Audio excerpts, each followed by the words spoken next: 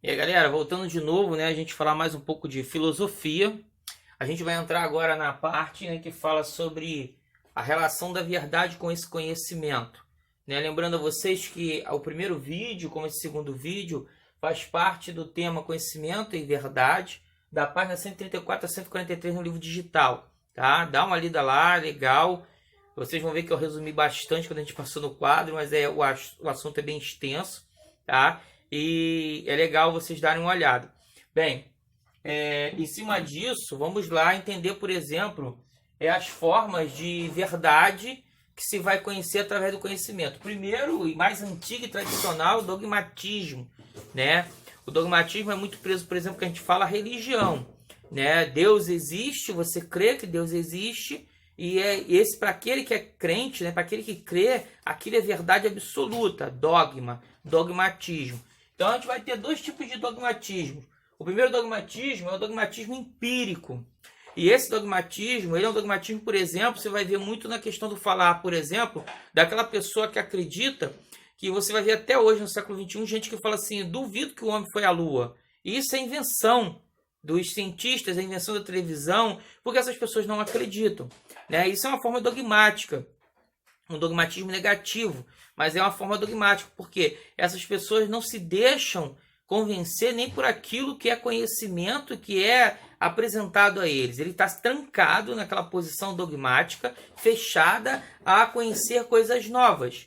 O dogmatismo filosófico. Esse dogmatismo, né, ele é um dogmatismo mais ligado à questão do pensamento, ao dogmatismo científico. Mas é interessante a gente pensar porque é dessa linha, dessa segunda linha, que vai nascer, por exemplo, o criticismo de Kant. Entendeu? E o que acontece com esse dogmatismo filosófico? Esse dogmatismo filosófico ele vai ser o contrário. Ele não vai, por exemplo, afirmar a existência de Deus, né? Mas também não vai negar porque vai dizer que isso não pertence, né, ao conhecimento como você ter ele total. Você não tem esse conhecimento como total, você tem forma parcial. Então vai vir a ideia, por exemplo, de Kant, que muitos vão achar até que é ceticismo, mas não é ceticismo. A ideia do criticismo é que ele vai criticar, né, você colocar em valores absolutos, em dogmas, aquilo que você só tem parte do conhecer dele, você não tem o conhecimento como completo. Então, isso aqui é o dogmatismo. A outra forma de verdade que a gente vai ter, né, do conhecimento lidando com a verdade, é o conhecimento cético, o ceticismo. E aqui a gente botou só o nome de dois principais pensadores do mundo antigo, que é o Gorgias e o Pirro, mas vai ter grandes pensadores como David Hume e outros mais na atualidade. E é interessante a gente entender, né, essa questão do ceticismo, porque há céticos que são extremamente céticos e há pessoas que são razoavelmente céticas. É aquela velha história, né? Só acredito vendo, é meio Tomé, né? Só acredito que é o Senhor Jesus se eu puder tocar nas feridas, na marca dele. É aquele cara que só acredita naquilo que vê. O cético, ele vai ser sempre questionador, sempre vai colocar dúvida. E a gente vai ter vários pensadores que vão valorizar o ceticismo como uma disciplina filosófica, como um valor filosófico, para poder dar a ideia até do racionalismo em cima do ceticismo. Não é você aceitar o conhecimento como ele aparece para você e você entende de cara, mas é você questionar ele, né, em cima do que ele aparece.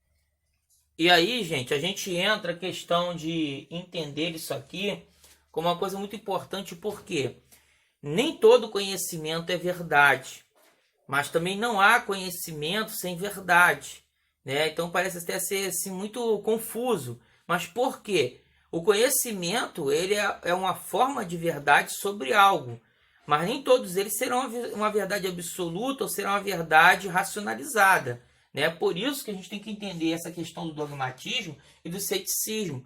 A religião, por exemplo, trabalha muito com o dogmático. Mas você vê exemplo que cada religião há verdade diferente. A pessoa, por exemplo, que é candomblessista, ela acredita nas forças da natureza, na ideia dos orixás, enquanto o cristão, católico, ortodoxo ou protestante, ele vai acreditar na figura de um Deus único e um Deus que enviou seu filho para salvar a humanidade. né? O que vai ser verdade para um, para o outro não é verdade. Então a gente entender, por exemplo, essa compreensão. E aí a gente vai ter um grupo, né, que depois vai ser um filósofo francês, vai diagnosticar eles como, vai dar um nome a eles, né, como conhecidos mestres das suspeitas. E por quê? Porque eles questionaram, eles não são céticos, mas eles vão questionar a construção do conhecimento e a construção da verdade. Em cima de quê? Karl Marx vai trabalhar a ideologia, que a gente vai ver no próximo vídeo, né? Ele vai ser o cara que vai conceituar a questão da ideologia, né? E o Nietzsche, ele vai falar da questão metafórica, né? Da metáfora. E aí você quer ver um exemplo? Tem um livro muito famoso de um autor, um escritor tcheco chamado Milan Kundera, que ele escreveu um livro chamado A Insustentável Leveza do Ser, e que você começa a ler esse livro e daqui a pouco você começa a observar que você não sabe separar o real daquilo que não é real, em que tempo de vida você está vivendo. Outro exemplo também é a própria ideia do Matrix, o filme, né? Que você não sabe se você está quando você está acordado e quando você não está. E aí acaba dialogando não só a metáfora, como a questão do próprio inconsciente do Sigmund Freud. Por quê? Ele vai falar, por exemplo, que o nosso inconsciente constrói verdades, dogmas absolutos ou ceticismos absolutos, extremos, e que, na verdade, são produtos do nosso inconsciente. Coisas que, às vezes, a gente, na verdade, sonha ou pensa ter vivido e não tem nem a vivência disso e constrói isso como se fosse um objeto real, verdadeiro. Então, por isso, esses três vão ficar conhecidos como mestre da suspeita. Beleza? Estamos até aí, a ideia do conhecimento, né? O próximo vídeo a gente vai falar sobre ideologias, tá? Eu convido vocês também a ouvir uma música de um cantor, compositor chamado Cazuza, que ele fala sobre ideologias. Eu passei essa música para vocês em sala de aula. Ouça essa música para entender um pouquinho a ideia da letra dessa música. Valeu, um abraço!